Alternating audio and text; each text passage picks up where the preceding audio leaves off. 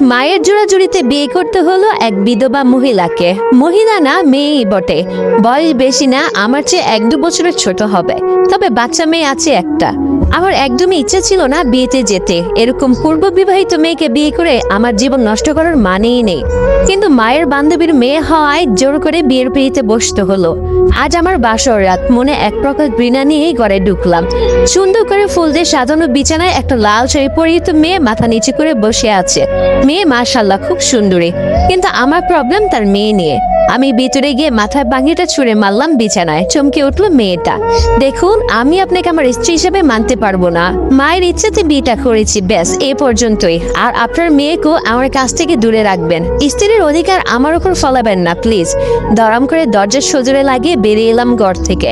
মেয়েটা ফুপাতে ফুপাতে কাঁদতে লাগলো। আমি ছাদে গিয়ে দাঁড়ালাম। আকাশে এত সুন্দর মধুর রূপের থালার মতো চকচকে চাঁদ থাকা সত্ত্বেও আমার সেটা ভালো লাগছে না।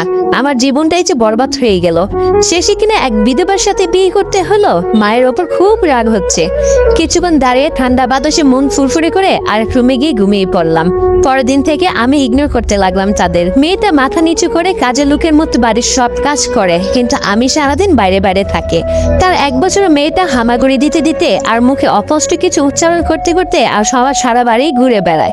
বাড়িতে শুধু আমরা 3 জনই থাকি। সারাদিন কাজ শেষে যখন বাড়ি ফিরি তখন দেখি বাচ্চা মেয়েটা হামাগুড়ি দিতে দিতে আমার সামনে আসে। আমার দিকে তার মায়াবী চোখগুলো দিয়ে তাকায়। বিরক্ত লাগে আমার তাকে দেখলে। আমি পাশ কাটিয়ে নিজের রুমে চলে যাই। ওর মা চুপচাপ আমার খাবার দিয়ে যায়।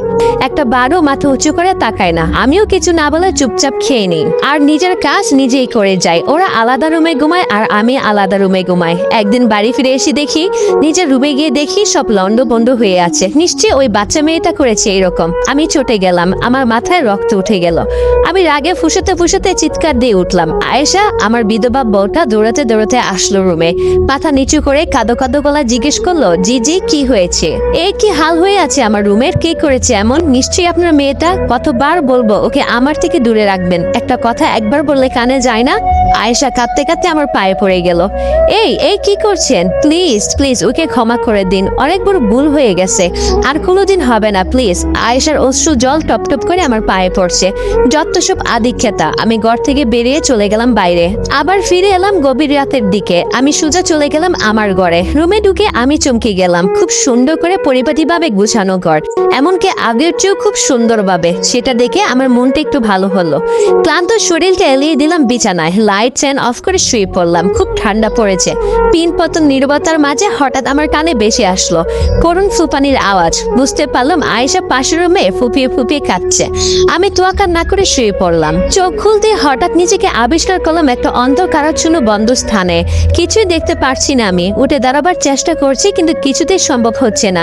হঠাৎ আলোকিত হয়ে গেল ঘরটা। আমার সামনে আমি আবিষ্কার করলাম এক বিরাট আয়না। আয়নাতে প্রতিফলিত হচ্ছে একটা ছোট্ট বাচ্চার ছবি। একি, এ তো আমি। এটা তো আমারই ছোটবেলার ছবি। আমি হঠাৎ এত ছোট কি করে হয়ে গেলাম? চরম রকমের ভয় পেয়ে গেলাম। আমি কাঁদতে লাগলাম চিৎকার করে। হাত পা ছুটছি, কিন্তু উঠে দাঁড়াতে পারছি না। কাঁদছি আর অস্পষ্ট কিছু উচ্চারণ করছি, কিন্তু কোনো কথা বলতে পারছি না। হঠাৎই ঘরটা অদল বদল হয়ে গেল। নিজেকে আবার আবিষ্কার করলাম সেই ঘরে, যে করে একসময় আমি, মা আর বাবা থাকতাম। আমি বিছানায় শুয়ে হাত পা ছুঁড়ে কাঁদছি, কিন্তু চারপাশে কেউ নেই। হঠাৎ দৌড়ে ঘরে প্রবেশ করলো মা বাবা। তাদের দেখে আমি চমকে গেলাম। মা আমাকে কোলে তুলে নিল। মা আমাকে দুলাচ্ছে আর বাবা আমাকে হাসানোর চেষ্টা করছে। বাবার আজগবি কাণ্ড দেখে আমি হাসতে লাগলাম। বাবাকে দেখে আমি প্রচন্ড রকমের খুশি হই। বলতে ইচ্ছে করছিল, বাবা বাবা তুমি এসেছো? কতদিন তোমার জন্য অপেক্ষা করেছি আমি। তুমি বলে আকাশে তারা হয়ে গেছিলে, কিন্তু কই, এই তো আমার সাথে তুমি।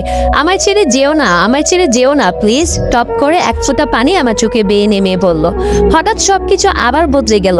আমি আবার চলে আসলাম সেই অন্ধকার স্থানে। এই কি হচ্ছে আমার সাথে? আমি জোরে জোরে কাঁদতে লাগলাম আর মনে মনে বাবাকে ডাকতে লাগলাম। মুখ দিয়ে কথা বলতেই পারছি না যে। অন্ধকারের মাঝে আলো রেশ ছিটিয়ে হঠাৎ এক মানব অভয় ফুটে উঠলো। দেখলাম বাবা দাঁড়িয়ে আছে। একটা মুচকি হাসি মাখা মুখ মুখ দিয়ে তাকিয়ে আছে আমার দিকে। আমি হাত বাড়িয়ে বাবাকে ছোঁয়ার চেষ্টা করছি, কিন্তু আমি ব্যর্থ। ছোটবেলায় এক অজানা জ্বরে বাবাকে হারিয়ে ফেলেছিলাম, এরপর আর চোখের দেখা দেখিনি। আজকে দেখি কতটা তৃপ্তি মনে হচ্ছে বলে বোঝানো অসম্ভব। আমি হামাগুড়ি দিয়ে ছুটে চলছি বাবার দিকে, কিন্তু ততটাই দূরে সরে যাচ্ছে তার অবয়।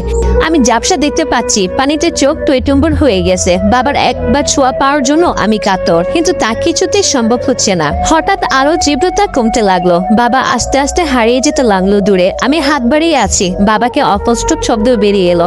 আমার মুখ থেকে বাবার অন্ধকার পরিবেশকে গ্রাস করে নিল। কালো অন্ধকারের মাঝে ছোট্ট আমি বুক ভরা হাহাকার নিয়ে বসে আছি। চোখও যে এখন দেখি পর হয়ে গেল, পানি জড়াচ্ছে না। এক এক করে বাবার সাথে কাটানো মুহূর্তগুলো চোখের সামনে ভাসছে, কিন্তু যখন মনে পড়েছে সব অতীত, তখন হৃদয়টা চূর্ণ বিচূর্ণ হয়ে যাচ্ছে। সব দুঃখ কষ্ট ভেতরে জমে জমে পাহাড় তৈরি করেছে, কিন্তু এক ফুটও কষ্ট বের হতে পারছে না। লাফিয়ে উঠলাম আমি, ঘেমে গেছি একেবারে। চারপাশে তাকিয়ে নিজেকে নিজের রুমে আবিষ্কার করলাম। স্বস্তির একটা নিঃশ্বাস ছাড়লাম আমি। এতক্ষণ তবে স্বপ্ন দেখেছিলাম। নিজের বালিশের দিকে তাকালাম, ভিজে নাজেহাল হয়ে গেছে।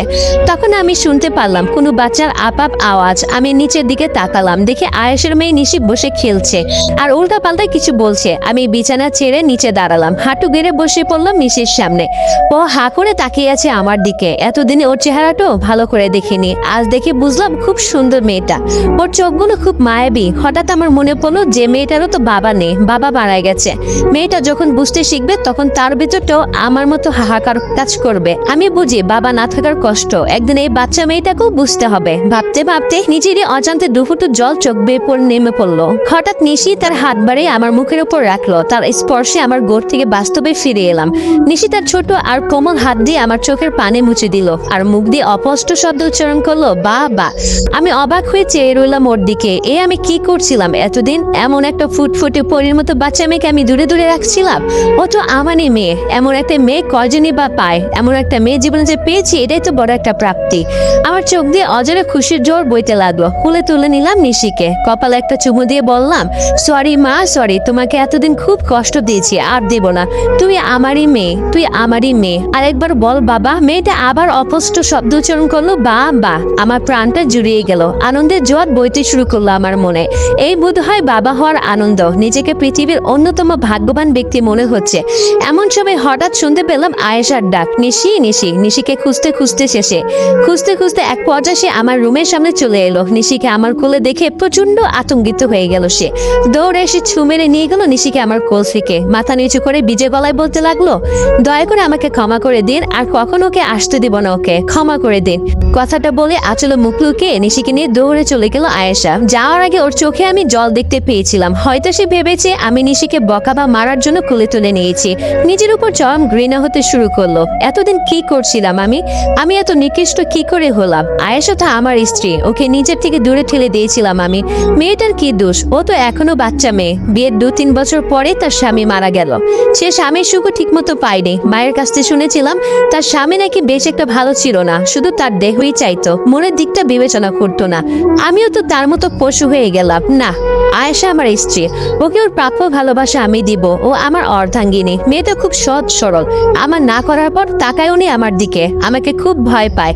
আমি আমার ভুল এতদিনে বুঝতে পারলাম। আমি ছুটে গেলাম আয়েশার রুমের দিকে। বাইরে থেকে কান্নার আওয়াজ আসছে। কতটা কষ্ট না তাকে দিয়েছি আমি। আমার নিজেরই কষ্ট হচ্ছে এখন। আমি আস্তে আস্তে করে দরজা খুললাম। দরজা খুলে দেখলাম রুমের এক কোণায় আয়েশা নিশিকে জড়িয়ে কাঁদছে।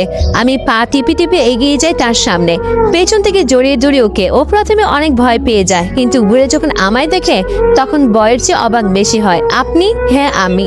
আমাকে প্লিজ মাফ করে দাও আয়েশা। কি বলছেন আপনি এসব? আপনি কি করেছেন? আমাকে তুমি প্লিজ ক্ষমা করো। এতদিন তোমাদের সাথে আমি খুব অন্যায় করেছি। আমার চোখে পানি দেখে হতভম্ব হয়ে যায় আয়েশা। আমার কি কোনো বড় ভুল হয়ে গেছে যে এভাবে ধরেছেন? আমাকে মারার জন্য এভাবে ধরেছেন? ভুল হয়ে গেলে মেরে সুদ তুলতে পারেন। আমি হেসে দিলাম, দূর পাগলি, কেউ কাউকে মারার জন্য কি জড়িয়ে ধরে? তাহলে কেন ধরেছেন?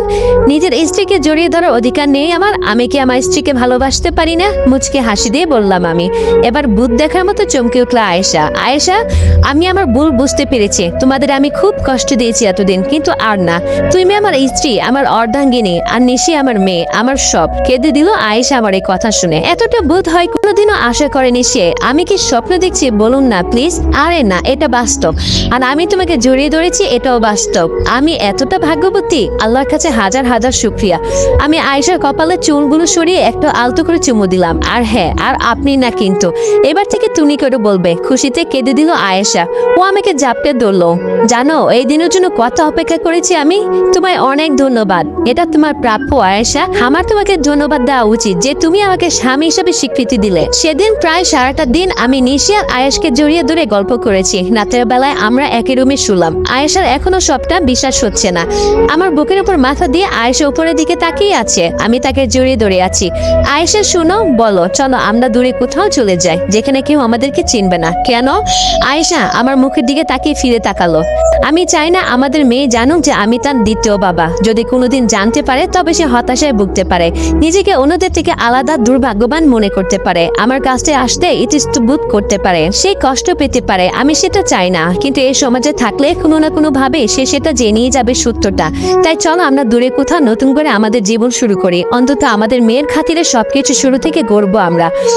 ঠিক বলেছো, আমরা যাব।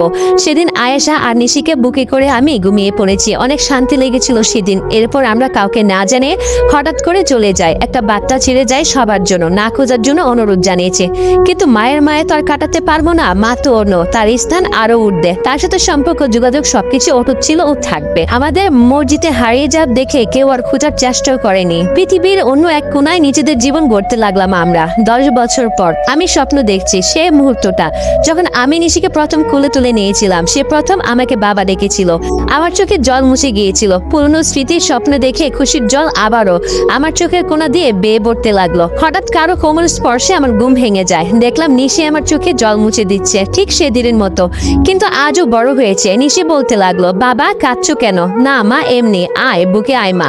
নিশিকে বুকে টেনে নিলাম। আমার পাশে আয়েশা শুয়েছিল, ওকেও টেনে নিলাম। আমি খুব ভাগ্যবান রে মা। কিভাবে বাবা? তুই বুঝবি না। আমি সত্যি খুব ভাগ্যবান, একজন ভাগ্যবান পিতা। খুশির জল চোখ বাসিয়ে অদূর স্বপ্নের রাজ্যে পাড়ি জমালাম। তবে আজ আমি একা নই, আমার সাথে আছে আমার দুই পরী, দুইটা জগৎ। ভাগ্যবান পিতা।